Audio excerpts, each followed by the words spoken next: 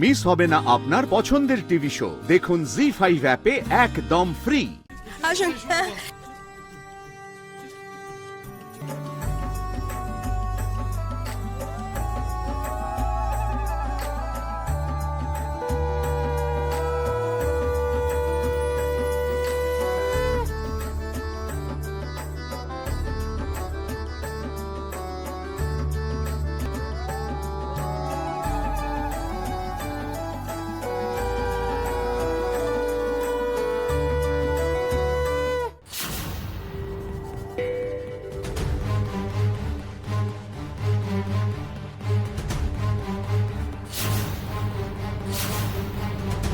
বলছি, এই ছোট, এই লাইটারটা তো এখানেই রেখেছিলাম, তুই কি দেখেছিস কোথায় রেখেছি?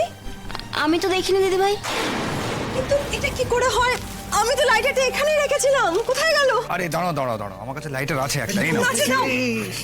ঘটা করে তো এই হোমকুণ্ড সাজিয়েছো, তা বরকনেকে তো 7 পাক ঘুরতে হবে। তবে ওই 7 পাক ঘোরার মন্ত্র জানা আছে তো? মন্ত্র না, না আমার 7 পাক ঘোরা মন্ত্র তো জানা নেই। উমা, সে কি? তাহলে ওই 7 পাক হবে কি করে? আচ্ছা বৌমা, তোমাদের আমি কতবার বলেছি বলো তো, একটু ভেবে চিন্তে তারপরে কাজগুলো করবে। আয়োজন করছো ভালো কথা, তবে একটু বুদ্ধি খাটিয়ে করবে তো নাকি? আচ্ছা মা, দেখছি। ও দিদি ভাই, মা তো বকাবকি শুরু করে দিয়েছে, কিছু একটা ব্যবস্থা করো। বলছে কি, এখানে কি কারো জানা আছে 7 পাকের মন্ত্র? যদি কারো জানা থাকে প্লিজ একটু বলুন না।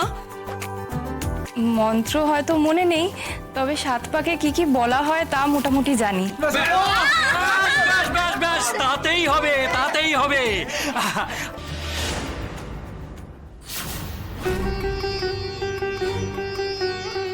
প্রথম প্রদক্ষিণ আনন্দপূর্ণ নতুন জীবন লাভের জন্য।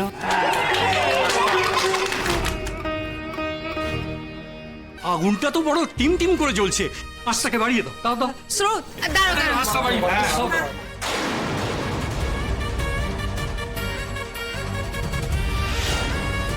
তৃতীয় প্রদক্ষিণ হচ্ছে মঙ্গল লাভের জন্য, যাতে তোমরা সারা জীবন অমঙ্গলকে কাটিয়ে মঙ্গলকে আহ্বান করতে পারো। মঙ্গল হবে তোর দিদি, খুব মঙ্গল হবে।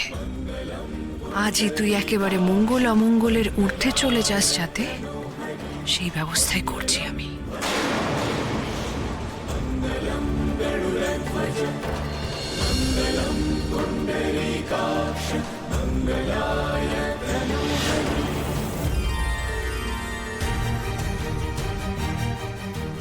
সপ্তম প্রদক্ষিণে তোমরা একে অপরের বন্ধু হও, পরস্পরের সখাসখী হও, একে অন্যের দুঃখ সুখ হাসি কান্নার ভাগিদার হও।